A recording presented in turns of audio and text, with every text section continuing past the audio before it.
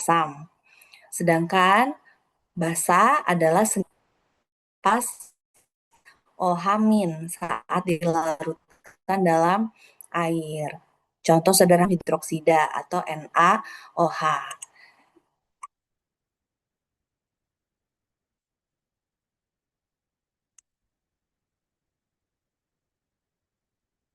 Nah, itu adalah pengertian paling sederhana dari asam basa.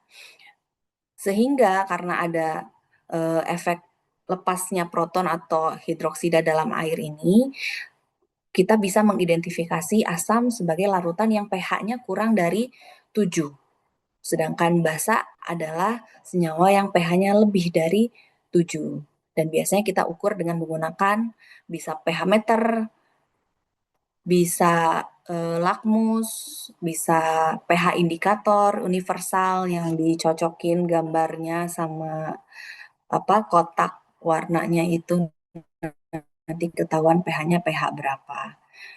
Jadi ada 3 alat ya yang paling sering digunakan di lab untuk mengukur pH. pH meter pertama, seperti gambar di slide di depan. Jadi dia elektrodanya ini yang 2 ini dicelupkan ke dalam larutan, nanti muncul angka digital di sini. Keasamannya berapa. Terus yang kedua yang lebih jadul ada yang namanya lakmus. Lakmus biru dan lakmus merah. Nah, kalau asam dia bisa merubah warna lakmus biru jadi merah. Sedangkan kalau basa dia bisa merubah warna lakmus merah menjadi biru. Ya. Memang kita sudah jarang pakai di lab karena itu betul-betul kualitatif banget asam basanya yang lakmus itu, jadi jarang dipakai di lab. Yang lebih sering mungkin teman-teman sering mendengar pH indikator universal yang biasanya berbentuk strip ya, strip ada warna-warnanya itu dan kita mencocokkan pH-nya dengan cara dibandingkan ke warna standar yang ada di permukaan kotak warnanya. Dengan pH universal kita bisa lebih spesifik tahu larutannya pH berapa. Jadi nggak hanya asam dan basanya aja. Jadi kalau di urutan kecanggihannya pertama berarti ada lakmus ya buat ngukur pH, buat mengidentifikasi asam basa. Kedua ada indikator universal dan yang ketiga ada pH meter. Nah, ini contoh-contoh larutan asam dan basa yang mungkin ada di sekitar kita. Misal jus lemon. Nah, karena bahan dasarnya lemon, asam sitrat, sehingga dia pasti pH-nya rendah, di bawah 7 ya. Ada cuka, jus bahkan saliva atau air ludah. Nah, oh sorry. Saliva itu dia hampir netral ya, hampir netral. Nah, ini ada kaitannya nanti dengan buffer. Kemudian yang agak tinggi pH-nya yang mungkin kita juga sering konsumsi yaitu air. Air itu biasanya di pH 7 bahkan alkalin ya kalau yang klaimnya banyak mineral 8 begitu. Kemudian susu juga susu apa ini magnesia? Oke, mungkin dengan tadi ya dengan kandungan mineral tertentu dia juga meningkatkan pH dari susunya. Kemudian amonia. Nah, amonia ini mungkin sering kita temui di lab ya, pH-nya dia basa. Jadi lebih dari 7. Ini adalah beberapa contoh larutan yang mudah kita temui untuk mengidentifikasi mana asam dan mana basa. Kemudian pengertian asam basa kedua yaitu menurut Bronsted-Lowry. Kalau menurut Bronsted-Lowry, asam adalah proton. Sedangkan basa adalah penerima proton. Ini contohnya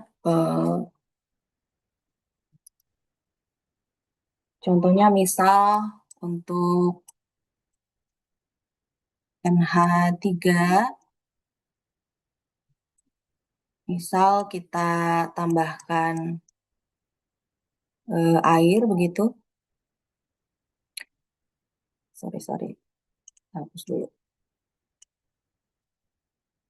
Misal NH3 kita tambahkan sama air, maka dia akan menjadi NH4+ dan OH-. Nah, di sini yang mendonorkan proton, yang menjadi pendonor proton adalah yang H2O. H2O dia melepaskan satu protonnya menjadi OH-, sehingga H2O ini kita kenal sebagai asam.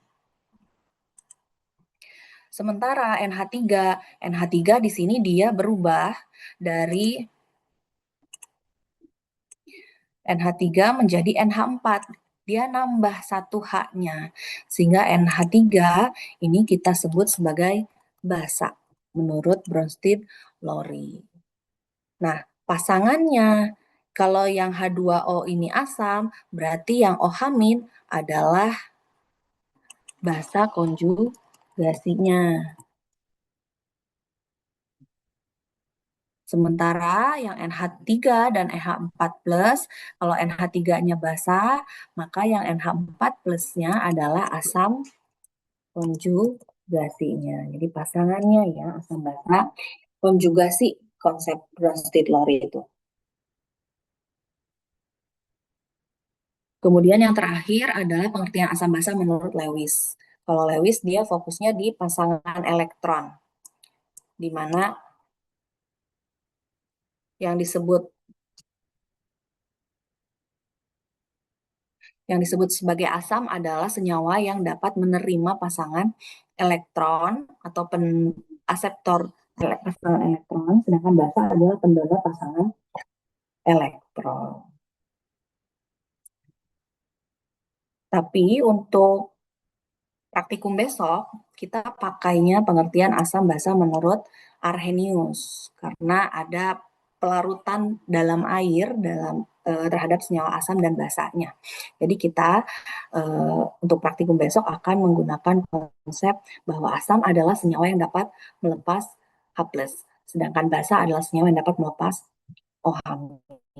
Ya, jadi tidak ke Bronsted-Lowry dan Lewis.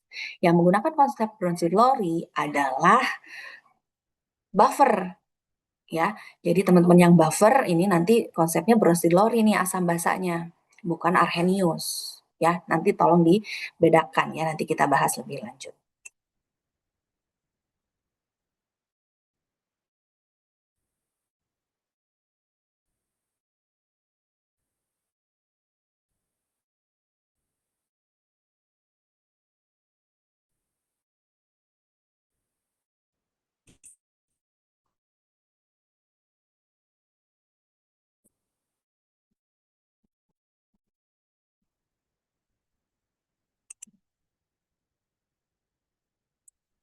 Yang dimaksud ini sudah proses penetralan asam dengan basa menggunakan buret. Singkatnya seperti itu. Kalau mau lebih jelasnya boleh misal titrasi asam basa. Kalau misal di ujian keluar begitu ya, apa yang dimaksud titrasi asam basa? Nah, titrasi asam basa adalah metode analisis kuantitatif untuk menentukan larutan asam atau larutan basa dengan menggunakan larutan standar yang konsentrasinya sudah diketahui. Boleh seperti ini nanti pahami tapi ya. Nah, titrasi asam basa adalah proses penentuan konsentrasi. Intinya di situ. Jadi dia adalah suatu cara untuk menentukan konsentrasi asam kalau konsentrasi asamnya belum diketahui dengan menggunakan larutan standar basa. Atau sebaliknya, untuk mencari konsentrasi basa dengan menggunakan larutan standar asam. Ya. Ada beberapa istilah dalam proses titrasi yang wajib diketahui. Pertama, ada yang disebut titran. Titran adalah larutan sudah diketahui. Kemudian ada titrat.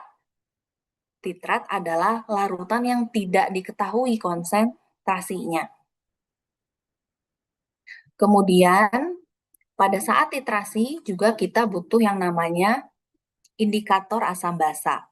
Dalam hal ini besok kita akan pakai yang namanya indikator fenolftalin sama metil orange apa metil jingga ya? Metil merah. Jadi akan pakai indikator dua jenis untuk titrasi besok. Indikator itu apa? Jadi indikator asam basa itu digunakan untuk eh, agar kita bisa menghentikan proses titrasi dengan tepat. Jadi dia itu akan membantu larutan untuk berubah warna saat proses titrasinya sudah selesai. Kita perlu penambahan indikator. Karena kalau tanpa indikator, nggak akan ada perubahan warna. Bisa dibayangkan HCl itu kan larutan tidak berwarna. Terus kita titrasi dengan NaOH, natrium hidroksida. Dia juga larutannya tidak berwarna. Jadi ketika dicampurkan ya hasilnya juga garam NaCl yang tidak berwarna. Jadi kapan nih tepat harus dihentikan titrasinya? Nah, maka dari itu ditambahkanlah yang namanya indikator.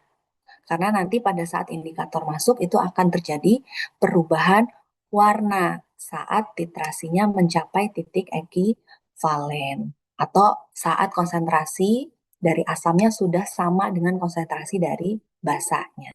Jadi perlu atau penting banget adanya indikator asam basa dalam proses titrasi. Kemudian poin yang keempat, reaksi yang terjadi saat titrasi adalah reaksi netralisasi asam basa. Ya, tadi yang sudah disebutkan, misal HCl kita titrasi dengan NaOH, maka tentu dia akan menjadi garam, NaCl dan H2O. Jadi HCl asam, NaOH basa, dia akan menjadi garam yang sifatnya netral dan melepas air. Sehingga titrasi disebut sebagai reaksi netralisasi asam basa. Oke, kemudian, nah apa saja perlengkapan alat untuk titrasi?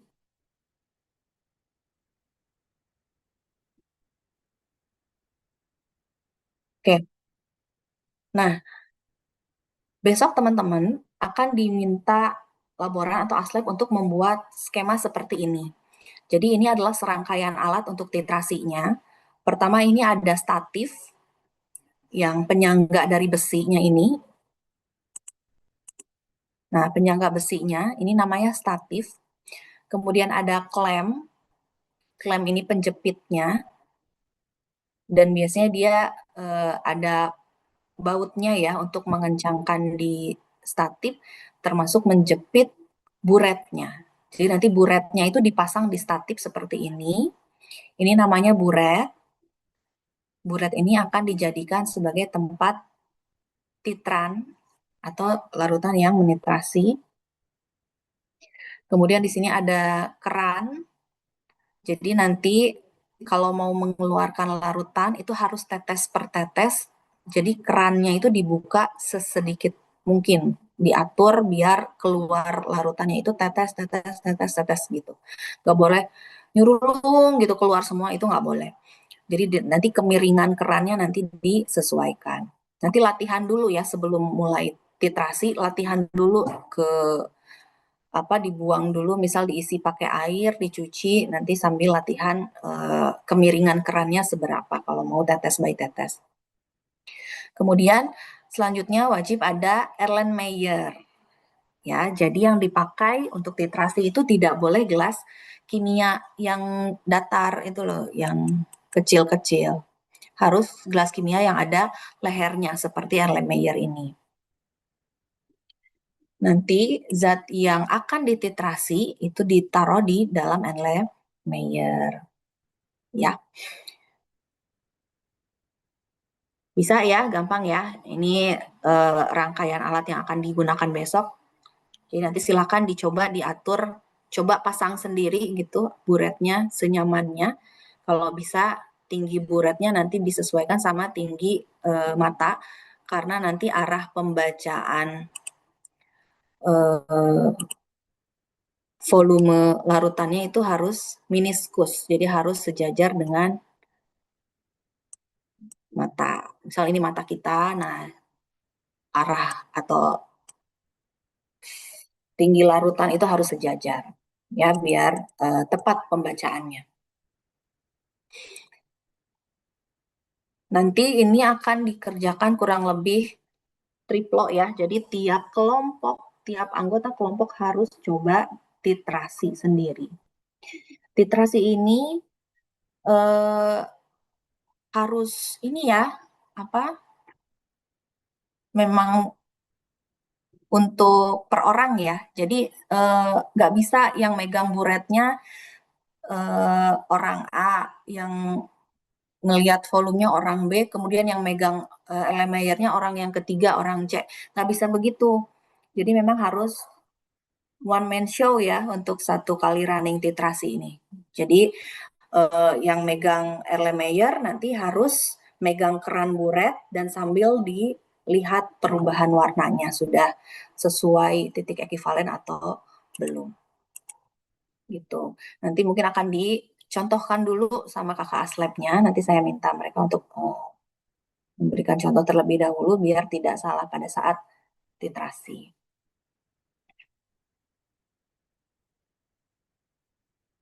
Oke, ini adalah videonya. Nanti silakan kalau kalau bisa videonya dibuka di tel. Sebentar, kita bisa nggak ya?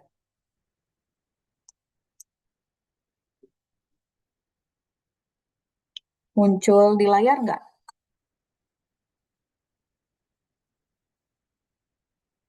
Suaranya ada nggak? Suaranya nggak ada.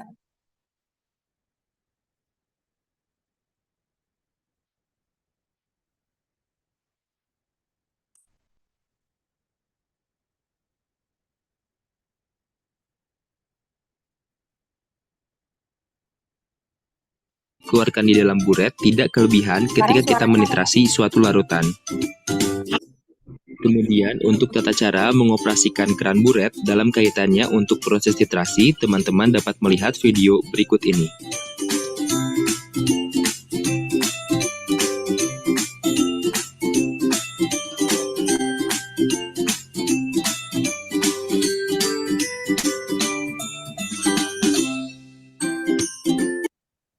Di dalam buret. Proses titrasi dikatakan selesai jika larutan asam cuka yang berada di dalam Erlenmeyer berubah warna menjadi warna pink seulas.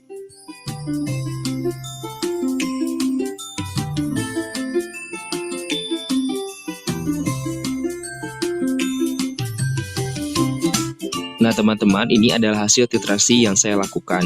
Jika warna sudah berubah menjadi pink seulas, langkah selanjutnya adalah kita diamkan selama 2 menit. Jika larutan tersebut sudah tidak berubah warna lagi, maka titrasi dikatakan selesai. Ini adalah hasil pertama dari titrasi yang saya lakukan.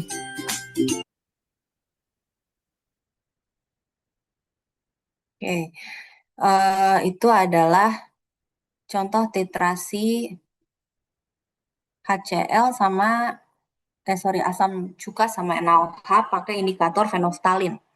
Jadi target warna akhirnya adalah pink seulas seperti ini. Ya, jadi jangan bikin sirup ya, jangan bikin marjan terlalu pink. Enggak, target titik akhir ekivalen kita adalah warna pink seulas seperti ini. Jadi kalau sampai terlalu pink frusia itu berarti sudah lewat titik akhir titrasi. Artinya basanya udah kebanyakan. Target titrasi itu adalah konsentrasi asam sama dengan konsentrasi basa. Biasanya diindikasikan dengan adanya perubahan warna dari indikator PP, dari tidak berwarna sampai pink seulas. Kalau indikatornya pakai metil merah, nanti beda lagi perubahan warnanya. Kalau nggak salah dari oranye ke kuning atau kuning ke oranye gitu. Saya lupa perubahannya. Yang jelas beda warna. Jadi begitu terindikasi berubah gitu warnanya, langsung dihentikan titrasinya. Kayak gitu ya. Nah, ini saya balik ke PDF-nya gimana nih?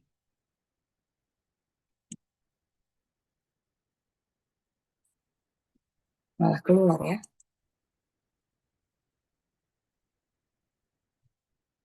Wait. Waduh. Mana PDF saya? Sebentar.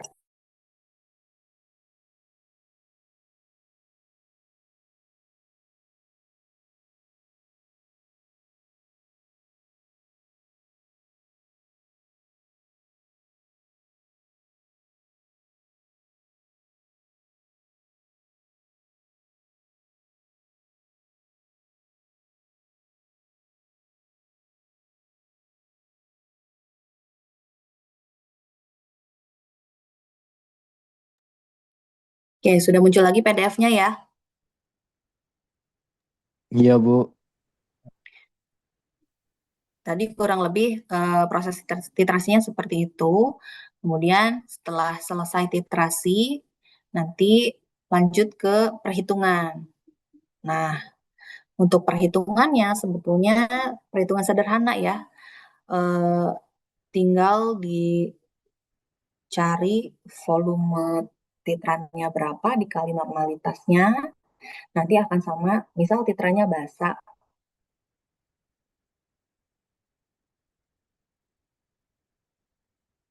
misal antara reaksi NaOH, kemudian dia NaOH misal diburet, HCl di Erlenmeyer. Nanti dia kan akan menghasilkan garam tadi ya, NaCl dan H2O. Yang mau kita cari misal adalah konsentrasi dari HCl. Maka nanti volume NaOH yang diburet itu nanti dirata-ratakan setelah 3 kali titrasi, volumenya berapa dalam mili dikali normalitas dari NaOH. Ini harusnya sudah diketahui di wadah sampel ya. Nanti lab atau laboran bikinnya berapa normal. Misal 0,1. Nah, nanti di sini cantumkan 0,1 M molar. Ini nanti akan sama dengan volume HCl.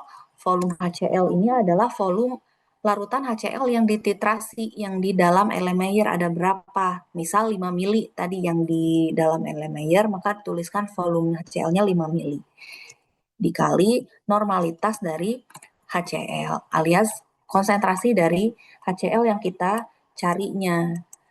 Maka dia akan menjadi normalitas HCl sama dengan, berarti kan perkalian biasa ya, volume dikali normalitas NaOH dibagi volume HCl.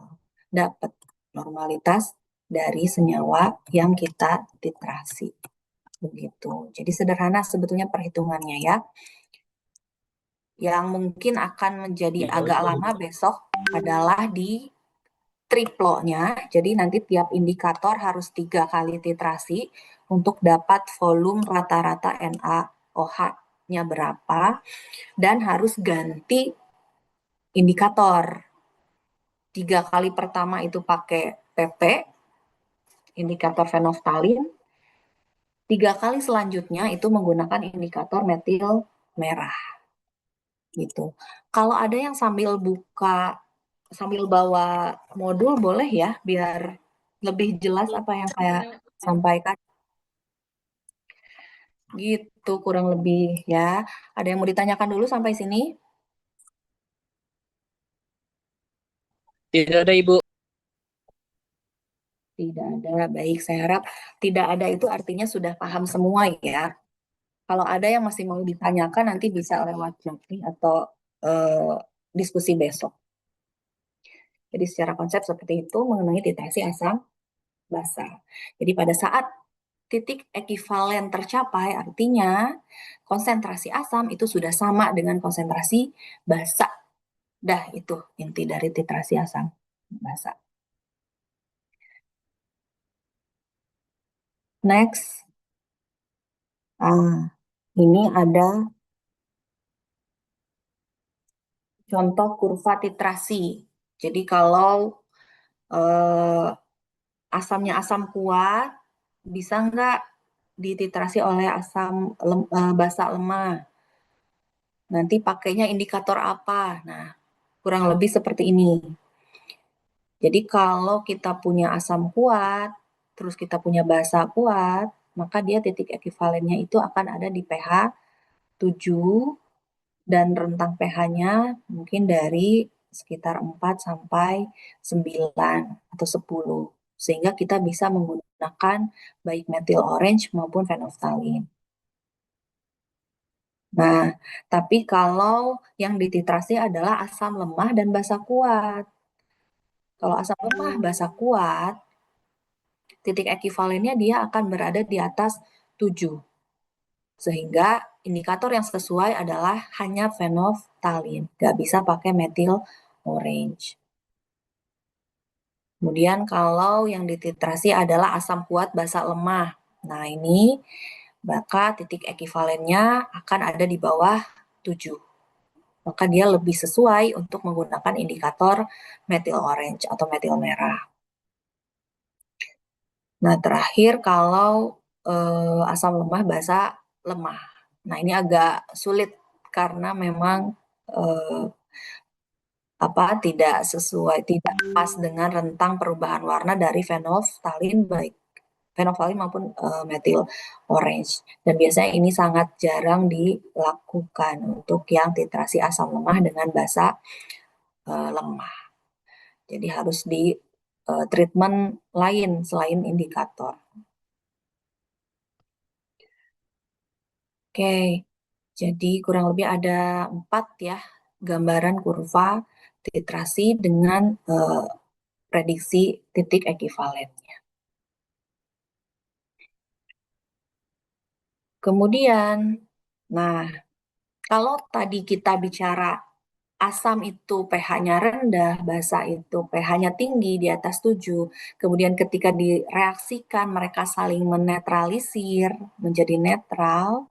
Sekarang kalau larutannya ditambah asam, ditambah basa, bisa nggak sih pH-nya berubah?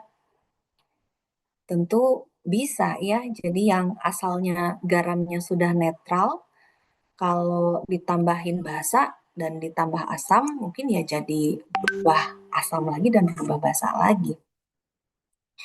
Sehingga kadang kita butuh suatu larutan yang dapat mempertahankan pH agar tidak cepat berubah keasamannya. Nama larutannya adalah larutan buffer atau penyangga. Larutan buffer adalah larutan yang dapat mempertahankan pH-nya meskipun ditambah sedikit asam, sedikit basa, ataupun dengan pengenceran. Ini sedikitnya harusnya ya, di highlight. Jadi kalau terlalu banyak mah ya tetap aja nanti buffernya berubah, turun atau naik juga pH-nya. Jadi harus uh, tapi kalau hanya penambahannya sedikit asam sedikit basa itu nanti pH-nya bisa dipertahankan oleh si larutan buffer. Nah, kenapa bisa demikian? Jadi larutan buffer itu dibuat dari campuran asam lemah dengan basa konjugasinya atau basa lemah dengan asam konjugasinya. Jadi ada dua jenis buffer, yaitu buffer asam, berarti dia bisa mempertahankan pH larutan yang ada dalam keadaan asam. Dan buffer basa. Jadi kalau kita punya larutannya pH-nya 8, mau tetap dipertahankan di 8 apapun kondisinya, ya pakainya buffer basa. Ya, ada dua jenis buffer ya, asam dan buffer basa. Nah, pada praktikum besok, berarti yang kelas A2, B2, dan C2 akan membuat larutan buffer. Nah, contoh larutan buffernya di sini ada, saya ambil yang paling sederhana, yaitu CH3COOH atau asam cuka Asam cuka ini kan dia asam lemah. Dicampur dengan CH3COO Na. Ini berarti sebagai basa konjugasinya. Dicampur ya, artinya CH3COOH itu tidak bereaksi dengan CH3COONa. Jadi nanti yang bereaksi adalah zat yang ditambahkannya.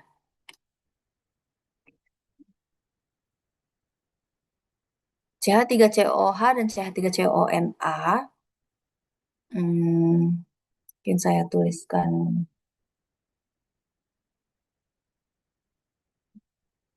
reaksinya di sini ya. Semoga cukup.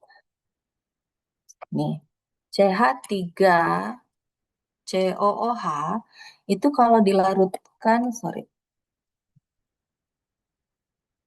kalau dilarutkan dalam air, dia itu akan terurai menjadi CH3COO- dan H+. Jadi terionisasi dia. Begitupun CH3COONa. Dia kalau dilarutkan dalam air, dia akan menjadi CH3COO- dan Na+, terionisasi lagi. Nah, sehingga kalau ke dalam larutan buffer ini ada penambahan basa, maka nanti basanya itu akan bereaksi sama H+ yang dimiliki oleh CH3COOH dalam larutan tersebut. Bereaksi jadinya tidak mempengaruhi pH basa atau tidak menambah pH dari larutannya. Begitupun kalau ditambahkan sedikit asam. Nanti dia akan bereaksi sama larutan CH3COONH-nya. Ya, jadi masing-masing ini dia dapat bereaksi dengan zat tambahan sehingga bisa mempertahankan pH dari larutan. Begitupun buffer basa. Buffer basa itu di sini contohnya NH4OH dengan NH4Cl.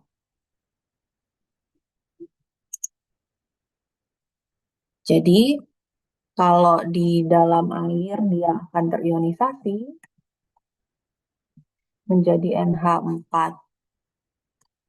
plus dan OH-. Kemudian yang NH4Cl-nya dia akan terionisasi menjadi NH4 plus dan Cl-. Sehingga kalau ada basa,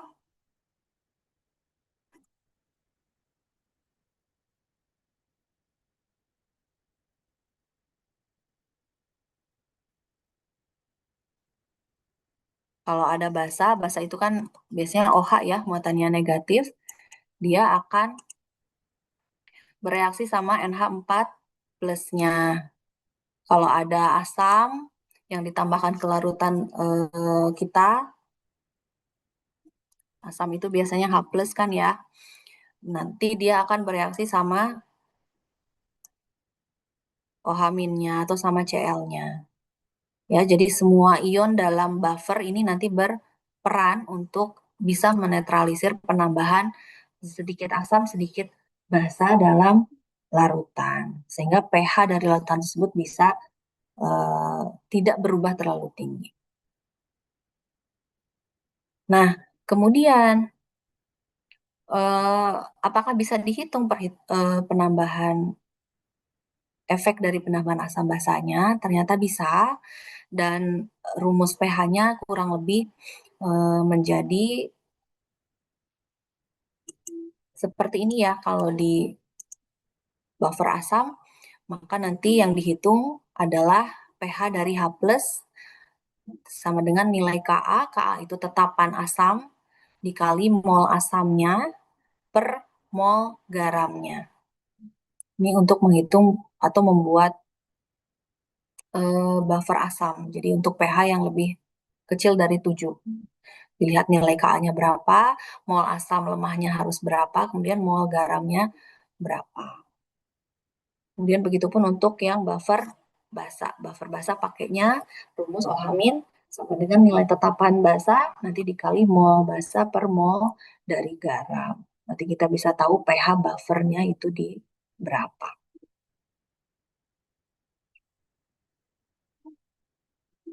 Oke, nah terakhir. Jadi kalau dalam keseharian seberapa penting pH tetap sehingga diperlukan buffer? Ternyata banyak larutan-larutan dalam kehidupan kita, bahkan di badan kita sendiri yang butuh buffer agar pH-nya tidak cepat berubah. Contohnya di dalam aliran darah itu ada yang namanya buffer dari hemoglobin. Kemudian ada buffer dari karbonat, bikarbonat. Dia fungsinya untuk kaitannya dengan pelepasan dan penangkapan oksigen dan melepaskan CO2 dalam tubuh kita. Itu kita butuh sistem buffer biar kondisi aliran darah atau darah itu tetap pH-nya tidak berubah walaupun masuk CO2 sehingga bisa dikurangi. CO2 itu kan asam ya. Jadi kalau kebanyakan CO2 atau terlalu asam tentu tidak disukai oleh sistem tubuh. Kemudian di larutan infus. Kalau teman-teman pernah dirawat begitu di infus, nanti coba cek dalam larutannya. Salah satu komponennya pasti ada senyawa larutan penyangga. Ya, jadi dia eh, ditambahkan buffer itu ditambahkan ke dalam infus agar pH-nya tidak berubah pada saat dimasukkan ke dalam aliran darah. Karena kan harus stabil ya pH larutan infus itu. Sementara dia kan penyimpanannya di luar menggunakan kemasan plastik dan sebagainya. Dengan kena perubahan suhu, khawatir terjadi perubahan pH atau ada degradasi dari plastik dan segala macam, sehingga perlu ditambahkan larutan buffer agar pH-nya bisa tetap stabil. Kemudian pada obat tetes mata, jadi ternyata obat tetes mata juga sama, dia menggunakan sistem larutan buffer agar tidak perih, gitu, agar dapat diterima oleh mata. Jadi dalam kandungan tetes matanya itu dikasih buffer dengan pH yang sesuai dengan kondisi mata kita. Jadi dan tidak berbahaya gitu ya. Karena kalau bayangkan kalau kita menambahkan larutan yang sifatnya asam banget gitu ke mata ya nggak akan kita terima ya nanti pasti perih juga matanya. Oke, ini adalah beberapa contoh penggunaan sistem buffer, sistem larutan buffer dalam kehidupan hari-hari. Nah, nanti untuk yang kelas B, sorry, A2, B2, dan C2 itu nanti akan coba membuat buffer. Di sini nanti di modul ada proses identifikasinya sudah berhasil atau belum penggunaan buffer itu dengan menggunakan HCl ya sampai terjadi perubahan warna. Nih, kalau nanti sudah berubah warna berarti dia sudah tidak bisa mempertahankan pH-nya lagi si buffernya itu. Kemudian nanti ada membuat larutan penyangganya juga dari CH3COH dan CH3COONA.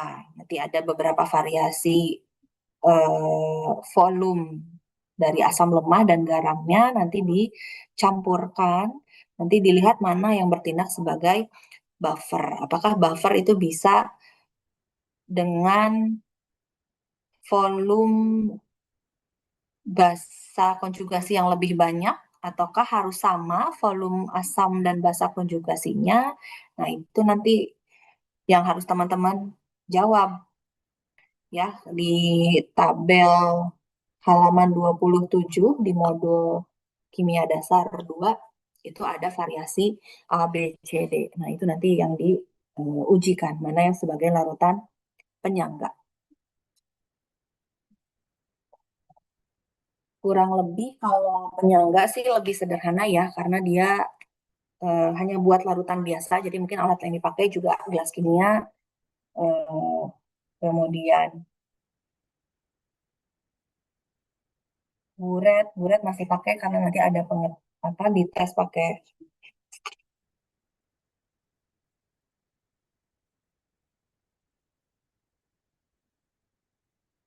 Buret buat apa buret? Apaan? Apaan? Apaan? Apaan? Apaan? Enggak, ini kayaknya nggak pakai buret deh yang buffer.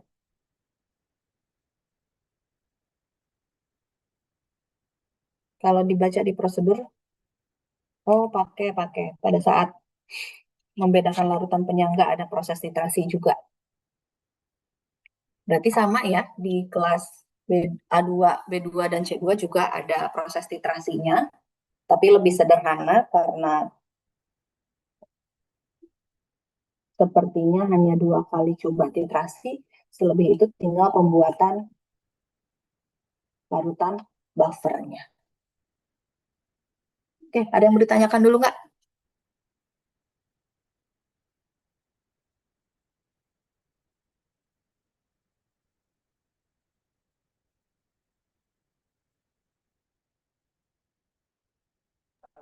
Mungkin tidak ada. Kalau tidak ada, berarti sudah siap untuk besok ya. Tolong disiapkan modul pendahuluannya per orang. Kemudian nanti hadirnya tolong on time, jangan telat. Kalau yang sesi pagi bisa datang jam 7.30, baiknya jam 7.30 aja. Mulai duluan nggak apa-apa. Jadi kalau kakak aslabnya belum ada, kita mulai siapin alat, cari cek-cek bahan sudah disediakan atau belum.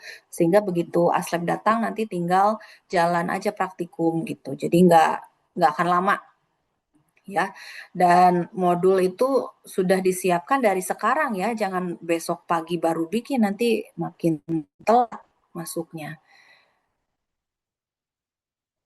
Itu saja mungkin untuk pengarahannya. Kita ada beberapa pertemuan lagi sebelum UAS, tapi sepertinya memang akan dimaksimalkan di praktikum aja tiap hari Jumat. Saya juga nggak enak ya kalau Senin masuk tapi 2 kelas yang lain ketinggalan materi, agak ya menyebabkan CPL-nya agak susah. Jadi untuk sementara mungkin minggu depan juga akan seperti ini lagi. Jadi sebelum masuk praktikum di hari Jumat, kita briefing materinya dulu di hari Kamis sore. Ya, nanti kalau nggak bisa di kelas ya berarti online seperti ini. Begitu dulu ya. Jadi kita masih ada beberapa pertemuan besok, titrasi dan buffer. Kemudian Jumat depannya lagi percobaan terakhir elektrokimia. Baru nanti kita jadwalkan untuk ujian akhir. Oke, untuk presensi kita pakai screenshot foto aja ya. Silahkan dibuka kameranya, saya akan ambil screenshotnya.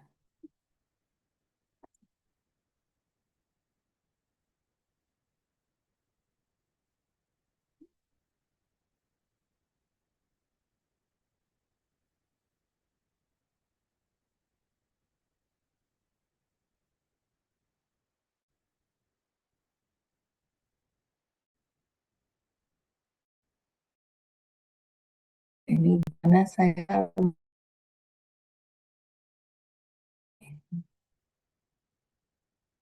maksimalnya, oh nggak bisa, tetap harus 2 slide. Oke, slide pertama ya. 1, 2, 3, senyum.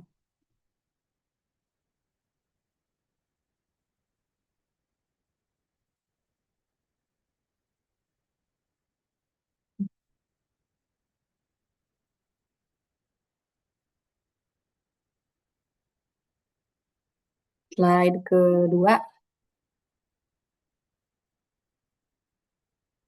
1, 2, 3, senyum. Oke. Ih, tapi ini nggak ada nama-namanya. Ini yang berdua-berdua ini gimana ini saya absennya? Ini bertiga bahkan itu Zidane, siapa lagi itu? Zidane, Fajar. Ini Sama Dani nggak bisa. Gaizan, Bu. Siapa? Zidan, Fajar, Gaizan. Gaizan. Sebentar, saya perlu catat dulu tuh.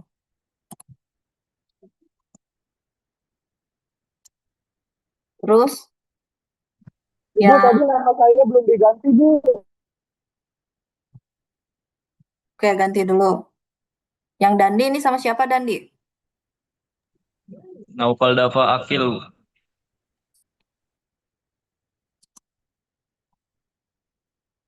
Oke. Yang Agung. Ibu izin Bu, saya Muhammad Oskar Iwoka sama Agung Ibu. Berdua ya. Ya, Bu. Janis. Bu, untuk Ibu izin, Bu. Hah? sama Keiza Zafirah, Bu. Keiza. Ibu izin, Bu. Saya Mazaya Atala. Dan Berdua sama Ladifa Haura. mohon maaf, Iya ya. Bentar. Tadi Farah sama Sama Mazaya Atala, Bu. Mas Zahya. Oke. Tadi Janis, Keiza sama Davira siapa? Ibu mohon maaf, Jani sama Keiza udah belum ya, Bu? Udah. Janis Keiza udah. Jani ya, Bu. Oke. Terus Latuf. Saya satu